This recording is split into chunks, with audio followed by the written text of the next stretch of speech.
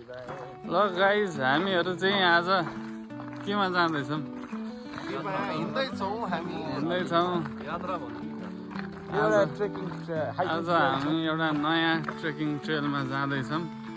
बिहानै 5:30 बजे, घाम पनि लागेको छैन, यस्तो छ, उज्यालो भइसक्यो, हरियाली छ।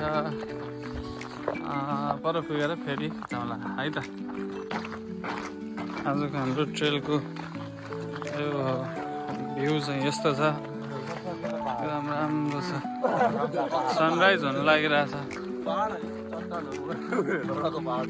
बिहानै घामको पारिलो किरण चाहिँ लेकमा चट्ट देखिएको छ, एकदमै राम्रो भ्यू देखेको छ। अब हाम्रो यो यात्रा चाहिँ लगभग 8 माइल्स जति हिँड्छौँ होला। बाटो पनि सही देखेको छ। सनसेट चाहिँ उता हो सौरा। अब एकमा चाहिँ सूर्यको किरण दामी।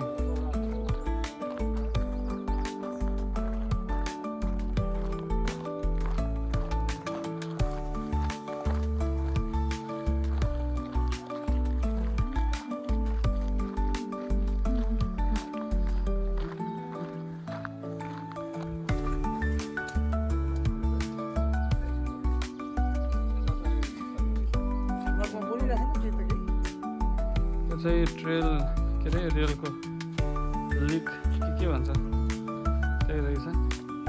यहाँ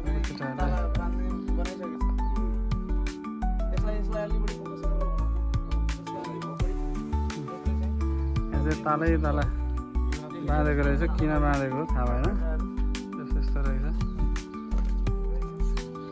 हाम्रो के अरे हामीले हिँडेर हिँडेपछिको यात्रामा चाउचाउ गरम स्याउ लाएर खायो, रमाइलो भयो। अब हामी यहाँबाट फर्किने तर्फमा छौँ है त।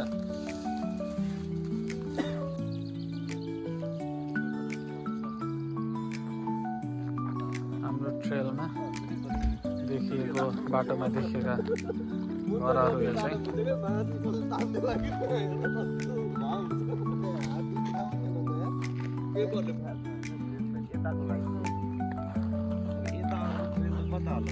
यता त छैन, त्यतै बाटो लाग्यो।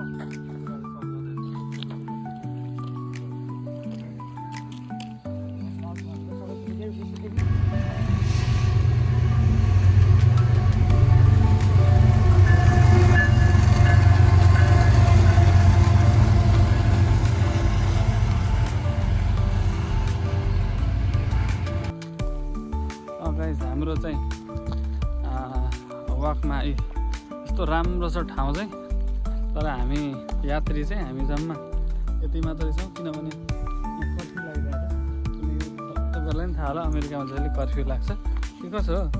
त्यस्तै हो नि। नेपालमा भएदेखि के हुन्थ्यो अरे? नेपालमा भएको भए बाटोमा मान्छे भेटिएर यसरी च्याप्प समातेर कता हो के हो कहाँसम्म जान आँट्नु भन्दै सारा नाता गोता फ्यामिली होइन इष्टमित्र सबको हालखबर सोधेर काम व्यवसाय सारा कुरा होइन सुखानी दुखानी सब गरेर सकेपछि अब लाग्यो फेरि भेटौँला है त।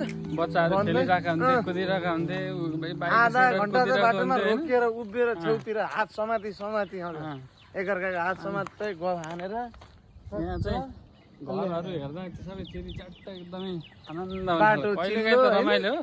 बाटो सधैँ यो घाँस घर चिल्ला सफा देखेर के गर्नु, मान्छे छन् कि छैनन् जस्तो यो डेड सिटी जस्तो यस्तो पनि हुन्छ। त्यही भएर गाइस अमेरिकामा चाहिँ सधैँ कर्फ्यू लाग्छ, सधैँ गर्नु। त्यही भएर हामी चाहिँ बुझ्यो यसरी यसो यस्तै बाटोमा हिँड्छौँ। ल त ल त ल।